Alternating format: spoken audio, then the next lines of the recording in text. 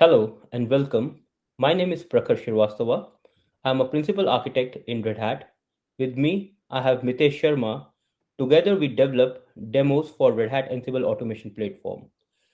Today, in this video, we will see how to install Ansible Automation Platform Operator and run Automation Controller on OpenShift. Now, before we get our hands dirty, let's talk about Ansible Automation Platform on OpenShift. Nowadays, scaling infrastructure is no longer nice to have, it's a requirement. With cloud and container platforms, there is a shift in how we consume IT infrastructure and services. As a result, infrastructure needs to be able to handle this ever changing landscape. Red Hat Ansible Automation Platform provides customer with tools to build automation solutions. The component automation controller helps enterprises or to automate and scale. Now, once the one of the ways we can scale automation is to leverage existing OpenShift cluster. Now, to create on-demand execution capacity for our playbooks. When a job is executed from the automation controller, it creates a pod on the OpenShift cluster which runs automation jobs. And once the job is completed, the pods are terminated, now, which gives us some of the benefits running automation controller on OpenShift. Fewer wasting of resources because infrastructure is not sitting idle while waiting for automation jobs, delivering execution capacity quicker. Red Hat OpenShift provides pools of resources that can be easily controlled with limit ranges and quotas, as opposed to having a number of virtual machines running upfront to run automation jobs. Let's now hop onto the installation of Ansible Automation Platform Operator and also running the automation controller instance, which Mitesh will demonstrate using Red Hat OpenShift Web Console. Over to you, Mitesh. Hi everyone, and thank you, Prakhar. My name is Mitesh. I'm a senior architect in Red Hat. So without wasting time, let's jump on to the demo part. So just for this video, guys, we have completed few prerequisites. One of them is we have created the Bob user with the aggregate role view binding. We have already installed OpenShift container platform, and we have also created a project called a demo automation controller, in which, as a cluster admin, we have created an operator group so that Bob user can install operator and go further. So let's see how do we install operator uh, on an OpenShift platform as a user. So to install, click on operator. There you will see operator hub option. Click on the operator hub option. And here you need to type the keyword to find out Ansible automation platform operator. So just to find, I'll type Ansible. You can see operator got appeared. You just need to select that operator, which is Ansible automation platform. When you select, you will see option on the window, so which is install. Click on the install option that will install the operator in your OpenShift. Right. So when you click on the install option, it will ask you to provide some of the options. We will go with the default options just for this video, except the namespace. We'll select the namespace which we have created for the user as the cluster admin, which is demo automation controller. So select that one and let the rest options default. Click on the install and then wait for the operator to be installed. It doesn't take so long.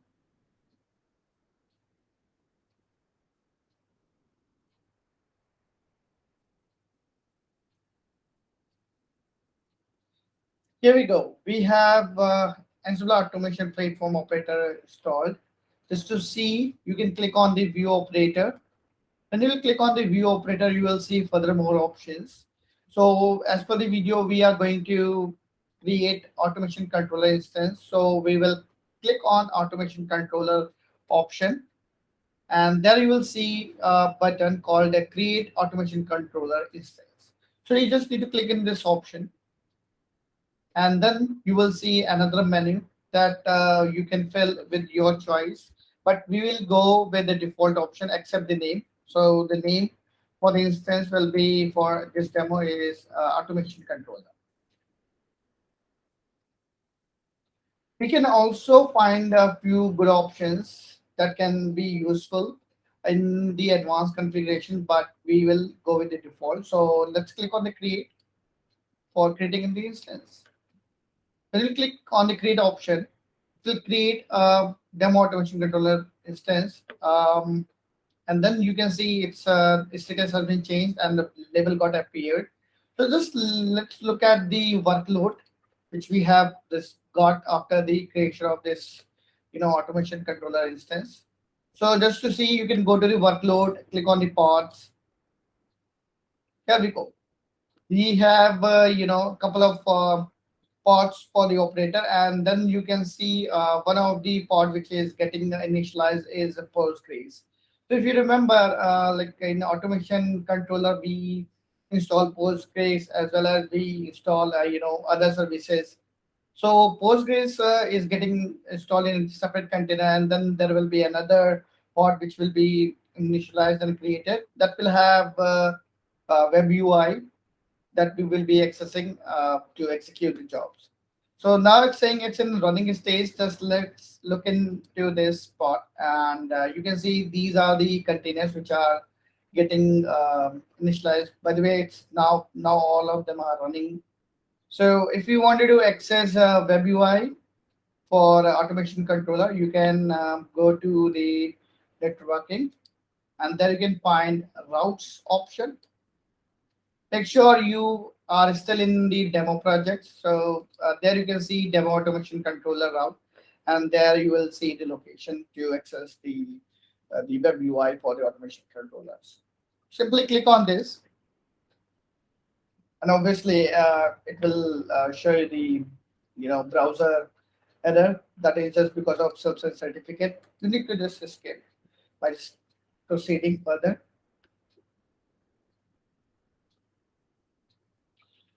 If you have already installed automation controller instance a long time back, so you will not have such a window that will show it's progressing and getting prepared.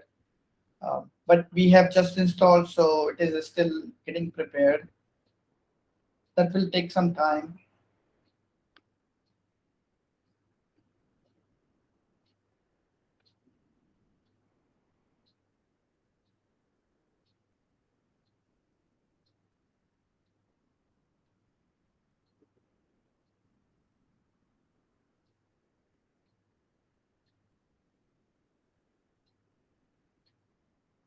By the way, during the creation of the instance, your instance creates secrets for admin user, and if you wanted to find out the password for that user, you need to go to the secret, and there you can see the password for the admin that you can use to log in onto this web UI.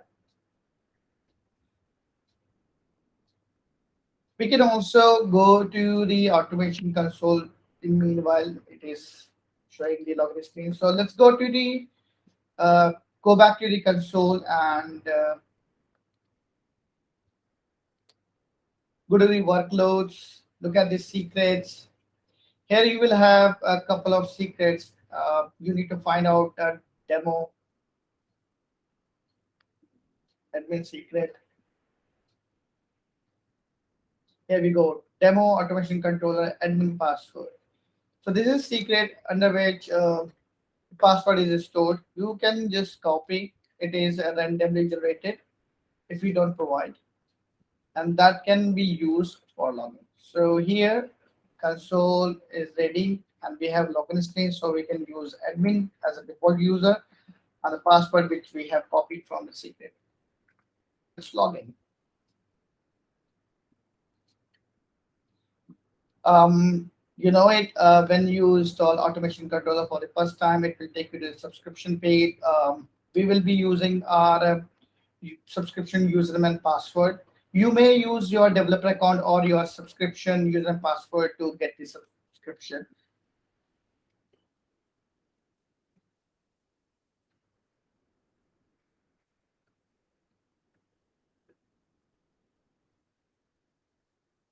You may have multiple subscription in your account. So when you click on a get subscription, all the subscription will be listed. You can choose one which is not utilized and select. And then click on the next option. And again, click on the next option. Then submit your subscription and then user license agreement.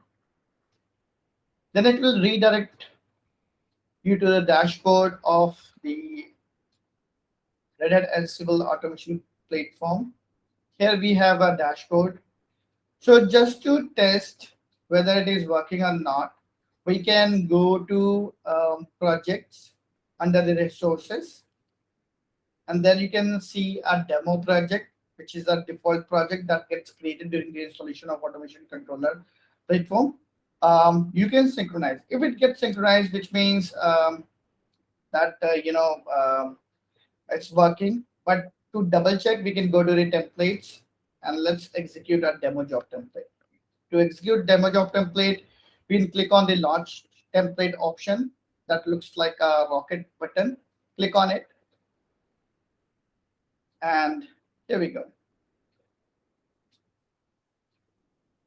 It is getting executed, and soon you will have the output. Here we go, which shows that automation controller is perfectly working on an OpenShift platform. So here I'm done with the demo. So now over to you, Prakhar. Thank you, Mitesh, for making the installation so simple for us. Hope all of you like the video. In the next video, we will install Red Hat Automation Platform Operator using CLI. Ciao for now. Thank you.